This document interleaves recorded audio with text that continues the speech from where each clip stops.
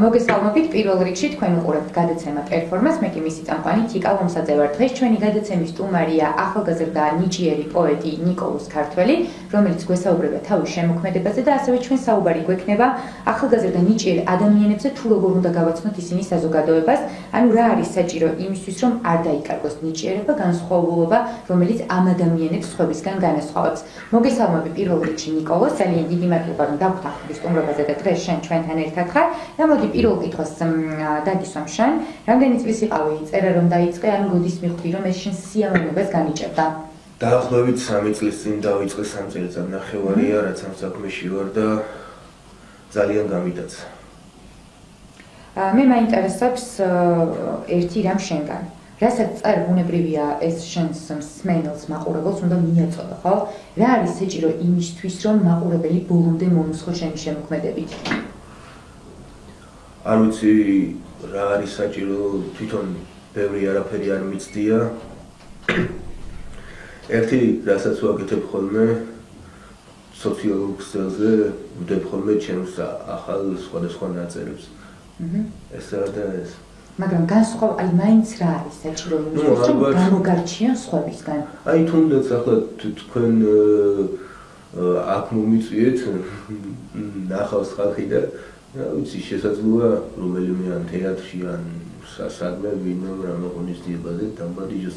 ესეც ესე იყო ადრეც ვინმე სადმე თუ დამპატიჟებდა ისე გავდიოდი 1000-ში ერთხელ თორე თვითონ არ ვიცენ ხოლმე არსად თავს. ანუ შენი ინიციატივა ჩემი ინიციატივით არსად არ შენი ინიციატივა არ ყოფილა ის რომ სიტყვაზე ინტერნეტში ატვირთულია შენი ვიდეოები, ანუ ეს მეგობრების მეშვეობით მოხდა, ანუ შენი სულ 2-3 ვიდეო არის, ისაც ძმა გადამიღო ერთი რუსთავის პარკში, 2 ვიდეო თვალსდები, ერთი კიდე სახლის პირობებში.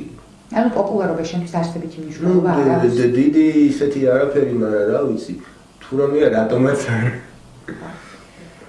შენ ჩემთან საუბრისას აღნიშნე ერთხელ, რომ არავის არ გავხარ. ანუ ინდივიდუალურობა არის ის, რაც ყველა ადამიანმა უნდა შეინარჩუნოს, როგორ ფიქრობ?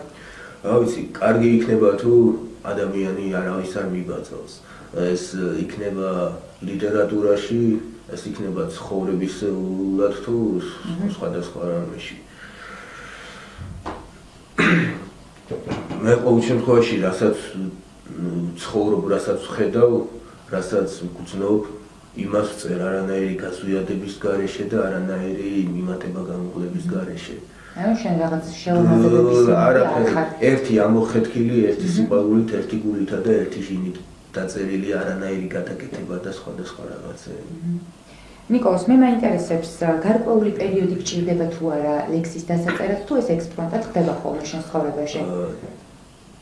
ყოფილა ნებისმიერ დროს, ნებისმიერ ადგილას ზოგჯერ პატარა ფულსელი ხან სხვისთვის გამომირთმევია, ხან მე მქონია, ხან რაღაცა, ხან ინტერნეტზე მობილურზე რო ჩამერიცხია იმ ფულსელზეც დამიწერია რაღაცა. ეს პარკში იქნება სეირნობისას, ეს იქნება ამ ეს დაგეგმილად არ გაქვს. არა, ქუჩაში, ტრანსპორტში ნებისმიერ დროს, ნებისმიერ ადგილას, მაგრამ ესაც ახლა მუზასაც ვერ დაარქვევ რომ რაღაცა არის და მოდის. შეიძლება ნებისმიერ რამემ გამოიწვიოს, ნებისმიერი რაღაცა დაინახე და იმ ცხოვრების სეული მომენტიდან აიღო და რაღაც დაწერო. ნიკოლოზ, მე მაინტერესებს შენგან და ასევე ჩვენს მაყურებელსაც დაინტერესებს ის, რომ შენ შემოქმედებას ფონად ადევს თუ არა შენი შემოქმედებითი მაგალითები. ანუ ასახავს თუ არა გარკვეულწილად შენი შემოქმედება შენს ცხოვრებას. აი, თუნდაც წინა კითხვას მოვაყოლე ეს. ანუ რასაც მე ვგრძნობ, ხედავ, რაც მიცხოვრია, რა გამოცდილებაც ამიღია ცხოვრებისგან და ის მძიმე იქნებოდა, ხიარული იქნებოდა, მომენტი იქნებოდა, სევდიანი იქნებოდა თუ რაც იქნებოდა, ის მაქვს გადასახული ფულსელზე და იმაში სხვა თუ დაინახავს თავის ცხოვრებას და ამით მე თუნდაც შემატყობინებს ან რაიმენაირად გამაგებინებს, ეს მეც გამიხარდება რომ სხვა ხედავს რამე საერთოს. აი ეს რამე ცხოვრებისეული მიგნებით ან ნებისმიერი რამეებით, რაც შეიძლება ლიტერატურაშიც იყოს და ცხოვრებაში და გასაგებია. ნიკო, შენი პირველი ლექსი თუ გახსოვს, რომ წავუკითხე ჩვენს მაყურებელს?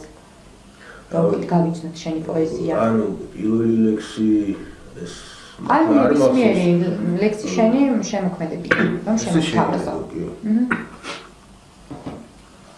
ის სახსენე რას გვიკითხავ, ხო?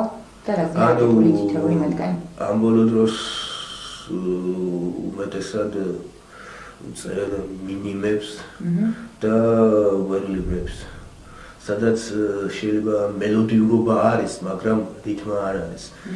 მაგრამ მაქვს ესევე კონვენციული ლექსები, სადაც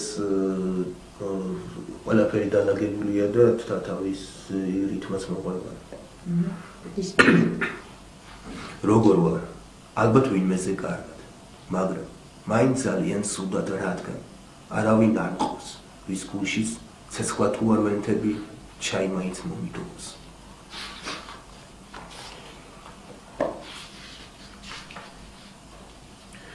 სანთელი ჩავიწვი ხელზე და ცირე 3 მილიმეტრამდე ნარჩენი დავწვი მეორე სანთლის ცეცხლზე. მე ვიწვი შენით და შენში. დამასხი ორი გლუპი წყალი, ოღონდ ნუ გადამიყვარებ. მე როცა მტკივა ან მიხარია, ყვირი. თუ გიყვარს, ნერვიულობ მასზე. შენ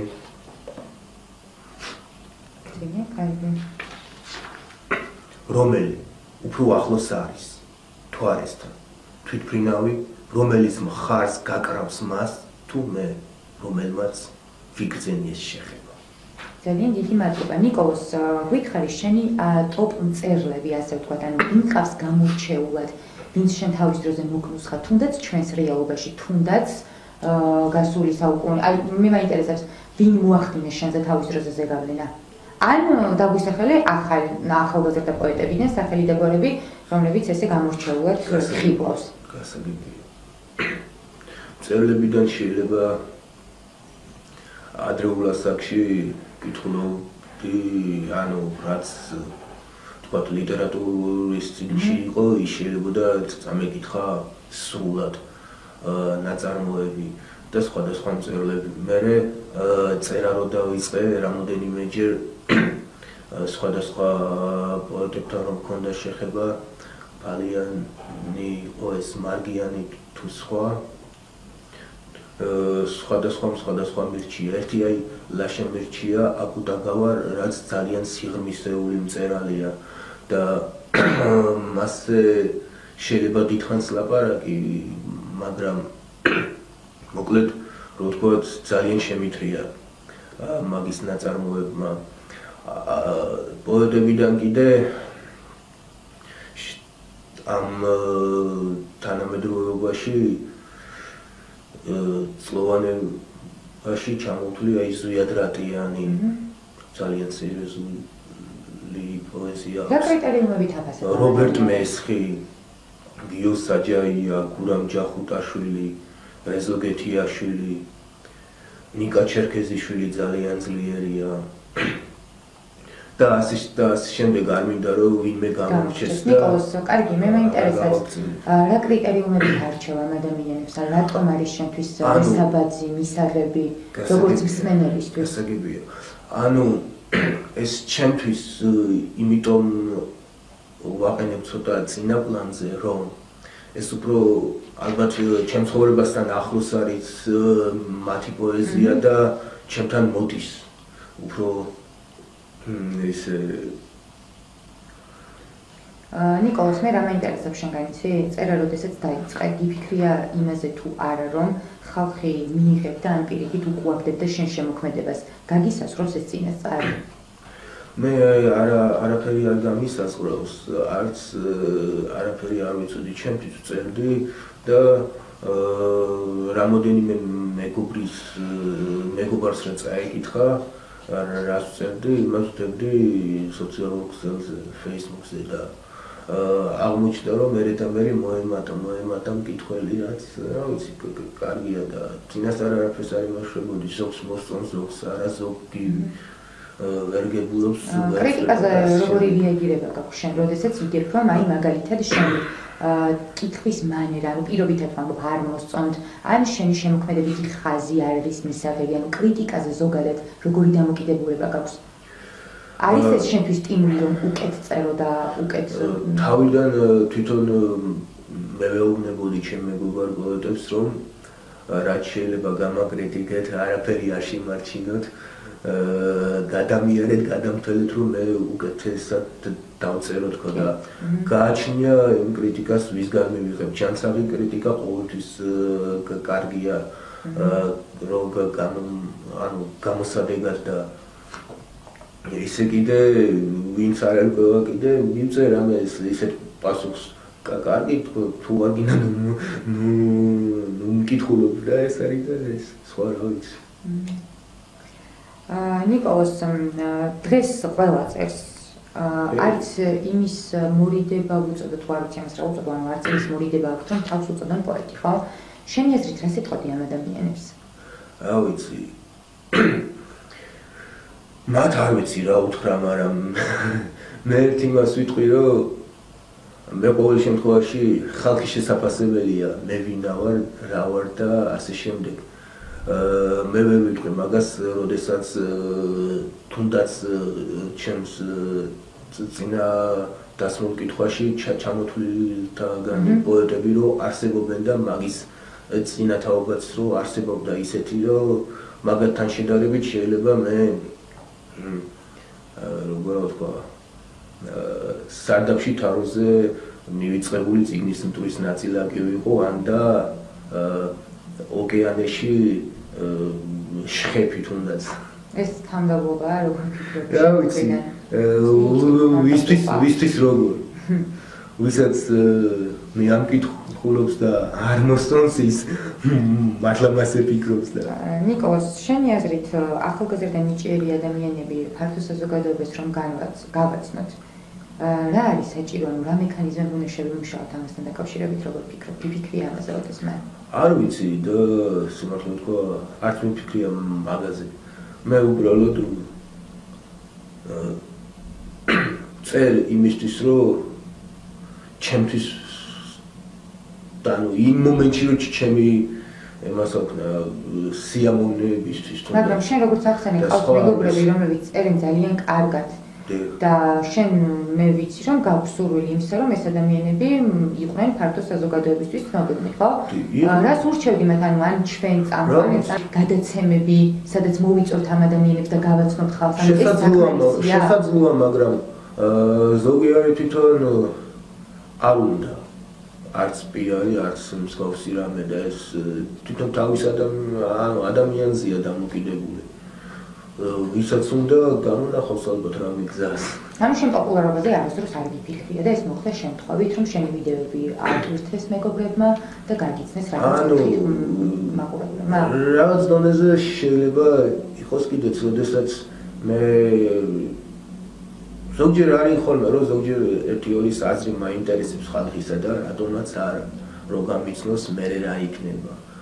ხო და ერთი ორჯერ მომწვი ეგეთი აზრი, მაგრამ ანუ ისე რომ შემკვდარიყავი პოპულარობას და მსგავსი რამ არასდროს არ ყოფილა და რა ვიცი, დრო მოიტანს თავისას. თუმცა დრო ადამიანში დევს რა. დრო მოიტანს თავისას და ის დატოვებს ნახტს და ძალეკავს კიდე სხვა და სხვას და რა ვიცი, ისთვის როგორ. თუ უნდა ხალხი ისედაც მიპოვის და ისედაც გამიცნობს, მე დიდად რო არ გამოვიჩინე. მე ანუ ამ შემთხვევაში არ გეთანხმები, იმიტომ რომ ვფიქრობ, რომ რაღაც ბიძგი სჭირდება ყველა ადამიანს, რომ რაღაც ხალხმა გაიცნოს და ყოველ შემთხვევაში მე მგონია, რომ ყველა ადამიანში დევს რაღაც გარკვეულწილად კოდი იმისკენ სწრაფვის, რომ შენ გახდე პოპულარული და ხალხისთვის ცნობილი. რატომღაც ესე მგონია, იმიტომ რომ რაღაც საქმის კეთებას რო იწყებ, რატო იწყებ მარტო შენთვის, თუ არ გინდა რომ ეს საჯარო გახდეს. დღეს ჩვენი სტუმარი იყო ახალგაზრდა ნიჭიერი პოეტი ნიკოლოზ ქართველი, მე კი მომავალ ოთხშაბათამდე გემშვიდობებით.